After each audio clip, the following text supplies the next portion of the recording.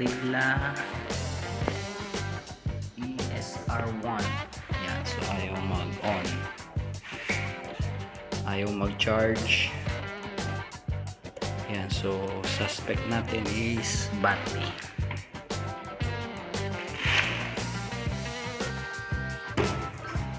Yan, kanyang battery. Chinek ko 0 voltage. So sira ang battery, palit siguro. So mahalang pyesa, mahalang battery. Ang gagawin natin is modified, convert na lang natin sa ibang battery. So problema ngayon, isang connector is ganito. So meron siyang tatlong pin. Ewan ko para saan yan. So usually mga gawa kong electric scooter, pakitid niya galing lang sa pakan na dito sa Aprila. Yan, tatlong pin pa. Ewan ko kung saan ito sa controller. Sinubukan ko nung isalpak yung extra battery ko dyan.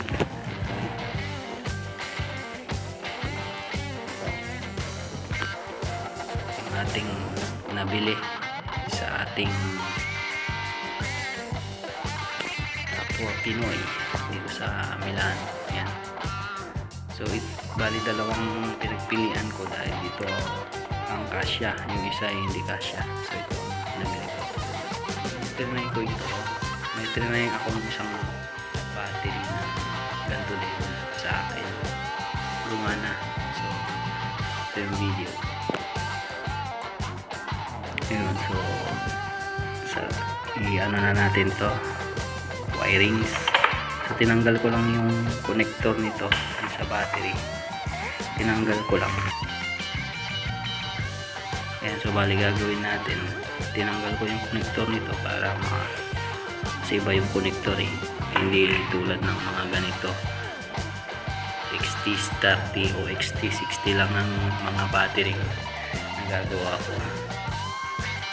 So ito kailangan tinanggal ko yung connector dito para ilagay ko dito para pasok naman sa stock. So yun ang gagawin natin. Then tatry natin kung goods, kung gagana lahat, hindi mag-error ang controller. Sa display wala lalabas na error. Sana nga wala kasi may tatlong pin dito. Yan ang problema kung ano yan. Okay, let's go.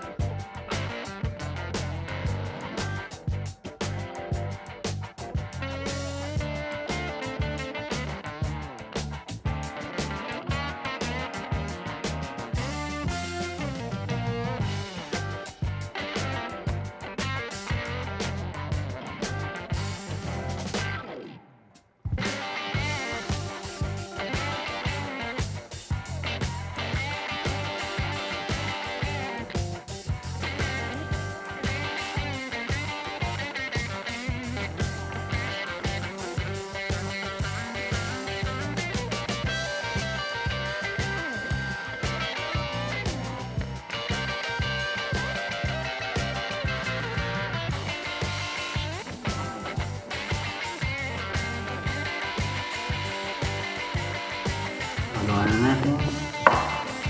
Ayan, connector, nandiyan na lahat. So, connector lang ng charger ang ating gagawin.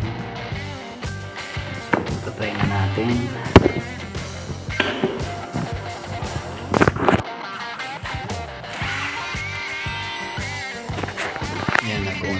So try natin sa labas. Let's go.